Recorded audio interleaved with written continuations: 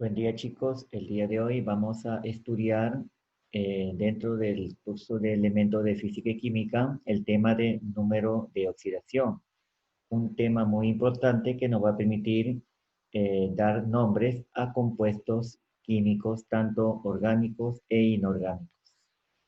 Bueno, existen muchos compuestos químicos, orgánicos e inorgánicos, naturales y artificiales. Para facilitar su conocimiento, se han establecido sistemas que nos permiten reconocer la fórmula y darle nombre a estas sustancias. Por ejemplo, tenemos el hidróxido de magnesio, aquí tenemos su fórmula.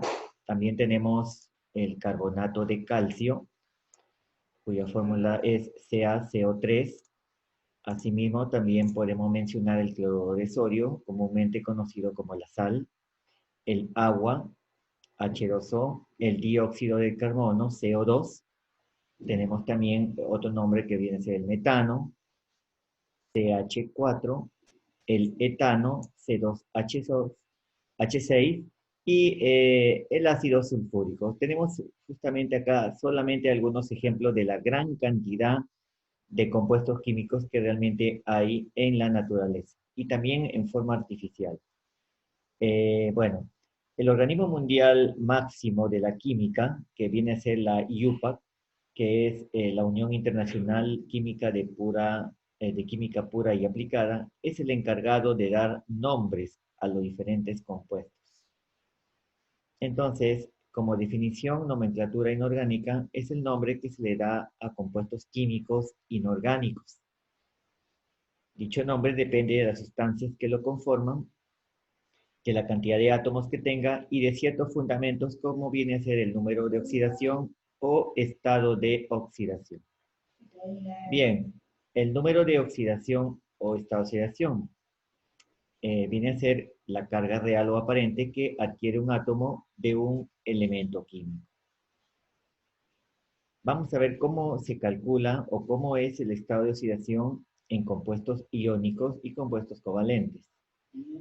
En compuestos iónicos binarios es la carga real que adopta cada uno de los iones. Esta carga positiva o negativa nos dará a conocer el número de electrones tanto perdidos o ganados por cada átomo de elemento. Entonces, por ejemplo, tenemos para el cloruro de sodio. Este viene a ser justamente la estructura de Lewis. Sabemos que el cloruro de sodio, dentro del cloruro de sodio, el sodio pierde un electrón y el cloro, perdón, gana un electrón. Entonces, de esta estructura Lewis nos podemos fijar que su estado de oxidación del sodio es justamente +1. Y el estado de oxidación del cloro nos podemos dar cuenta que es -1. Por ejemplo, tenemos para el óxido de magnesio. Si realizamos su estructura de Lewis, ¿ya? Este es un compuesto iónico, nos damos cuenta que el magnesio tiene estado de oxidación +2. Y el oxígeno tiene estado de oxidación -2, ¿no? El oxígeno está ganando los 2 electrones que el magnesio pierde. Entonces, colocamos su estado de oxidación. Entonces, de esta forma nosotros calculamos el estado de oxidación de los compuestos iónicos binarios. ¿Qué sucede para los compuestos covalentes? Viene a ser la carga real o carga aparente que adopta cada átomo de un elemento cuando se rompen hipotéticamente todos los enlaces. Generalmente el átomo que tiene más electronegatividad es la que gana electrones y el que tiene menos electronegatividad perderá los electrones. Por ejemplo, en la molécula de agua, ¿qué es lo que tenemos? Si nosotros realizamos su estructura de Lewis, bueno, justamente es la que se muestra en la figura. Entonces nos damos cuenta que si aquí nosotros rompemos estos enlaces, por ejemplo, rompemos aquí, ¿qué va a suceder?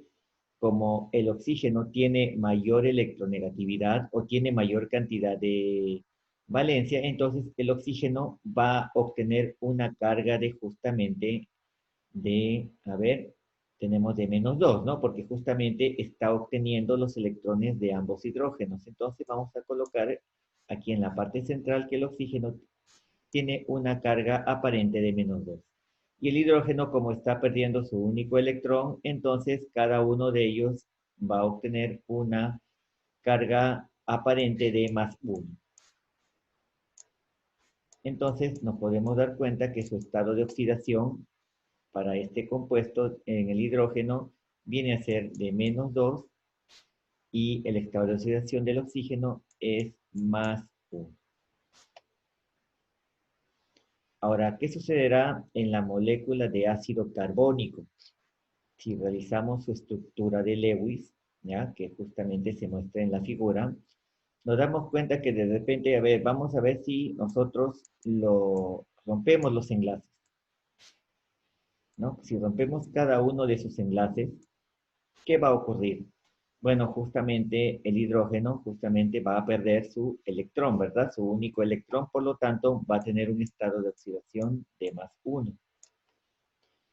El oxígeno, nos damos cuenta en que entre el oxígeno y el carbono, el oxígeno es el que tiene mayor electronegatividad. Por lo tanto, justamente lo que va a pasar con el oxígeno es que se va a apoderar de los electrones del carbono y del hidrógeno. Por lo tanto, el oxígeno nos estamos dando cuenta acá que el oxígeno justamente está ganando justamente el electrón del carbono. Tenemos el electrón del carbono y el electrón del hidrógeno. Por lo tanto, y de la misma manera acá, este oxígeno que se encuentra aquí está ganando 2 electrones del carbono. Entonces, podemos sacar aquí su estado de oxidación del oxígeno, justamente viene a ser -2.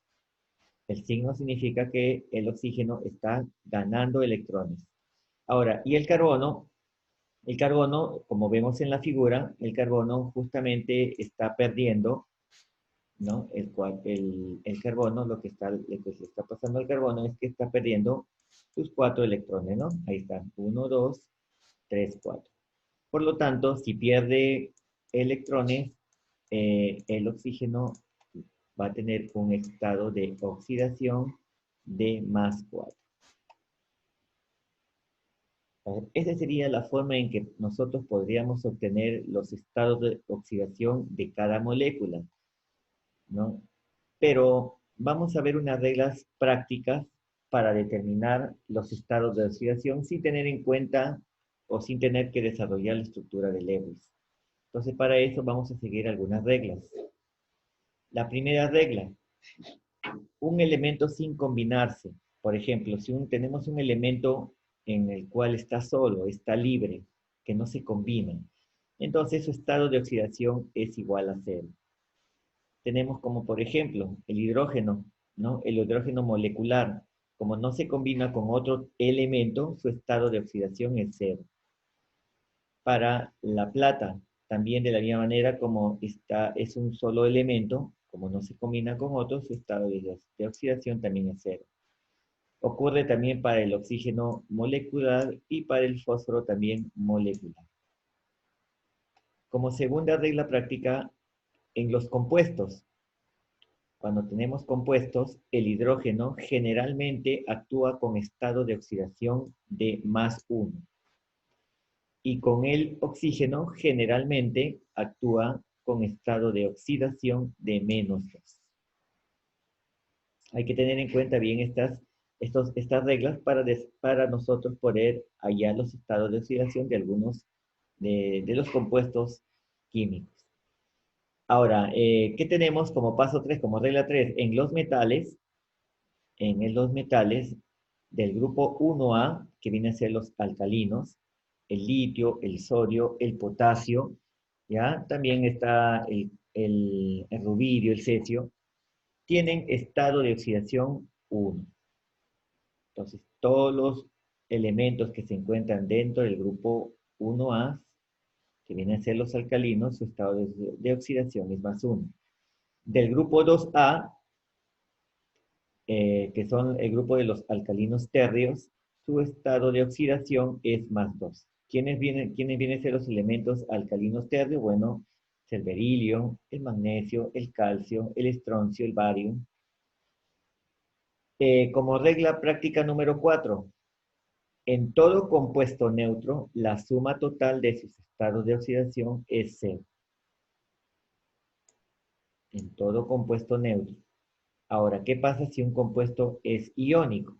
Entonces, si un compuesto es iónico, la suma total de sus estados de oxidación es igual a la carga. Entonces, con estos cinco reglas, entonces se nos va a facilitar calcular o hallar los estados de oxidación de cualquier elemento. Tenemos entonces acá los principales estados de oxidación en una tablita, ¿ya? Estamos de acuerdo por grupo. Entonces ahí hemos nombrado entonces los del grupo 1A. Los estados de oxidación del litio, sodio, potasio es 1, de la plata es +1, ¿no? Del cobre y plata es +1, ¿no? Y +2, del oro +1 y +3. Bueno, aquí tenemos solamente algunos estados de oxidación principales que vamos a utilizar, ¿ya? Para desarrollar o para calcular los estados de oxidación. Nuevamente, los estados de oxidación son muy importantes porque nos va a permitir dar nombres finalmente a los compuestos químicos. Entonces, veamos un ejemplo. Determine el estado de oxidación del azufre en, en esta fórmula. ¿Ya? Vamos a ver el estado de oxidación del azufre en esta forma. En esta fórmula. Entonces, vamos a hacer lo siguiente. He dibujado aquí una tablita, entonces lo que vamos a hacer es colocar aquí justamente cada elemento. Tenemos aquí el potasio, tenemos acá el azufre y acá el oxígeno. Muy bien, y en la parte de arriba vamos a colocar nosotros los estados de oxidación. Entonces, el potasio, como pertenece al grupo 1A, entonces tiene estado de oxidación de +1. Como nos pide calcular el estado de oxidación del azufre, le vamos a colocar una variable X.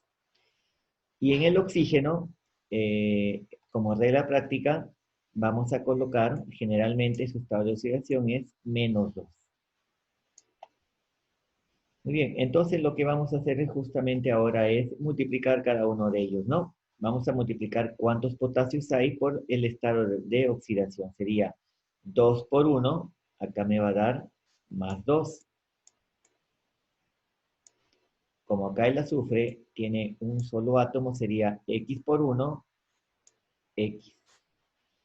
Y acá sería 4 por -2, sería -8. Entonces, sabemos que en todo compuesto molecular, la suma de sus estados de oxidación tiene que ser igual a 0.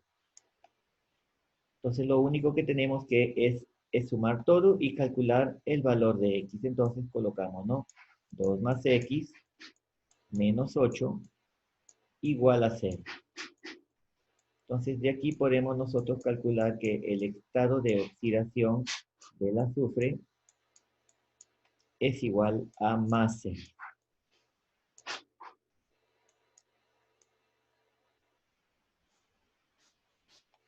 ¿Ya? Siempre es bueno o siempre es conveniente colocarle el signo, ¿ya? Que recuerden que el estado de oxidación es la carga aparente de cada elemento dentro de un compuesto. Veamos un segundo ejemplo. Ahora, ¿qué pasa si tenemos ahora un compuesto iónico? Veamos, calcule el estado de oxidación del manganeso. Aquí tenemos el manganeso en el ion permanganato. Muy bien, entonces vamos a colocar en estos cuadritos justamente los elementos. Solamente tenemos acá dos elementos. Entonces ponemos el magnesio perdón, el manganato, el manganeso, con el oxígeno. Bien, y en la parte de arriba vamos a colocar los estados de oxidación de cada elemento. El manganeso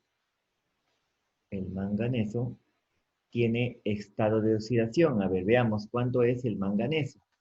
Tenemos acá la tabla, el manganeso. A ver, como no lo tenemos, bueno, esto vamos a calcular, entonces va a ser nuestra variable. El oxígeno es, hemos dicho que es -2. Entonces, ahora simplemente multiplicamos. El manganeso tiene estado de oxidación 1. Perdón, él tiene solamente un átomo, sería X por 1, X. El oxígeno tiene 4 átomos, sería 4 por -2, -8. Y esto tiene que ser igual como es un compuesto iónico, entonces esto va a ser igual, ya no igual a 0, sino, me están dando cuenta que es igual a -1. Por lo tanto, nosotros calculamos que el estado de oxidación del manganeso, este 8 menos 8 pasa a sumar, sería 8 menos 1.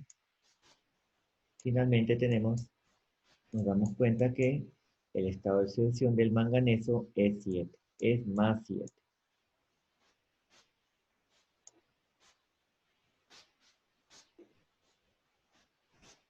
Entonces, de esta manera nosotros podemos calcular los estados de oxidación tanto de compuestos iónicos como de compuestos covalentes.